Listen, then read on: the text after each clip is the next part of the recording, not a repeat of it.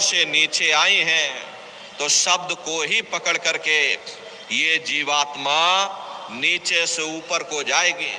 अजय जिस रास्ते को पकड़ करके आप यहाँ मथुरा पहुंचे हो तो उसी रास्ते को पकड़ करके आप अपने घर वापस पहुंचोगे। प्रेमी भाई बहनों, हम लोग ऊपर से नीचे कैसे आए और कैसे नीचे संसार में आकर के फंस गए, तो जरा संक्षिप्त में आप लोग समझ लीजिए। देखो प्रेमी भाई बहनों, पहले यहाँ कुछ नहीं था। पहले ना हम थे ना आप थे, न जमीन थी ना आसमान था, न देवी थे न देवता थे। पहले कुछ नहीं था। तो पहले कौन था? एक अनी अनामा अब सच्चिदानंद प्रभु धामा। वो एक अनी अनामी महाप्रभु अपने अनामी धाम में अखंड राज किया करते थे। उस मालिक की मौज मर्जी उठी। उन्होंने सबसे पहले 3 लोकों का विस्तार किया, यानी अगम लोक, अलख लोक और सतलोक। अगम लोक में अगम पुरुष को बैठाया, अलख लोक में अलख पुरुष को बैठाया और सतलोक में सतपुरुष भगवान को बैठा दिया। काफी समय जब बीत गया, नीचे की रचनाओं का विस्तार सतपुरुष भगवान ने किया। उन्होंने अपनी आवाज पर अनंतों अनंत ब्रह्मांडों की रचना की और अपने 16 पुत्रों को नीचे उतार दिया। निरंजन भगवान, जिनको दुनिया ईश्वर कहती है, सतपुरुष भगवान के ये सबसे छोटे पुत्र हैं। इन 16 पुत्रों ने नीचे आकर घनघोर तपस्या की और अपने पिता को प्रसन्न करके, यानी सतपुरुष भगवान को प्रसन्न करके सतलोक के समान राज मांग लिया।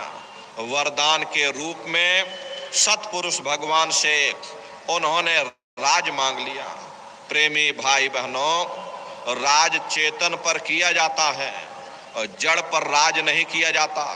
इसलिए सतपुरुष भगवान ने वरदान के रूप में अपने पुत्रों को छोटा सा राज दे दिया और जीवात्माओं को नीचे उतार दिया। प्रेमी भाई बहनों, जब हम लोग ऊपर से नीचे उतारे जाने लगे तो हम लोग घबराने लगे। उस समय सतपुरुष भगवान ने आदेश किया कि तुम जाओ, जाकर नीचे आराम से रहो और जब समय पूरा होगा तब तुम वापस अपने देश लौट आना। सतपुरुष के आदेश पर ये रूहें, ये जीवात्माएं ऊपर से नीचे उतारी जाने लगी। और प्रेमी भाई बहनों, शब्द को पकड़ा करके मंडल दर मंडल जीवात्माओं को नीचे उतारा जाने लगा।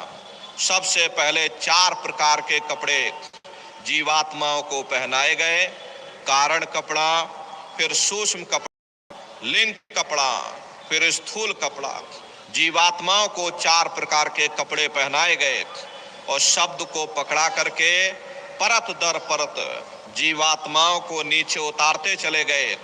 और इसी मृत्युलोक में, इसी स्थूल शरीर में, दोनों आंखों के मध्य भाग में जीवात्मा को यहाँ पर बैठा दिया गया। जब जीवात्माएं ऊपर से नीचे आ गईं, उस समय पर सतयुग का समय था।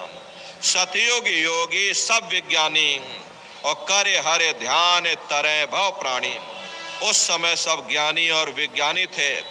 सबकी आंख कान खुली हुई थी। रोज मालिक का दर्शन करते, रोज आते रोज जाते, और जब समय पूरा हो जाता ये जीवात्माएं अपने देश वापस लौट जाती। फिर घूम करके लौट करके मृत्यु लोक में वापस नहीं आते। ऐसे न जाने कितनी जीवात्माएं, प्रेमी भाई बहनों, अपने घर वापस लौट गई। तब निरंजन भगवान ने विचार किया कि हमने इतनी मेहनत की, हमने इतनी तपस्या की, वरदान के रूप में जीवात्माओं का छोटा सा भंडार उस मालिक से मांग लिया है, और अगर ये जीवात्माएं ऐसे अपने घर वापस लौट जाएंगे फिर हम राज किस पर करेंगे? मेरा राज खाली हो जाएगा, मेरी तपस्या बर्बाद हो जाएगी। तो उन्होंने बड़ी होशियारी के साथ में कर्मों का विधान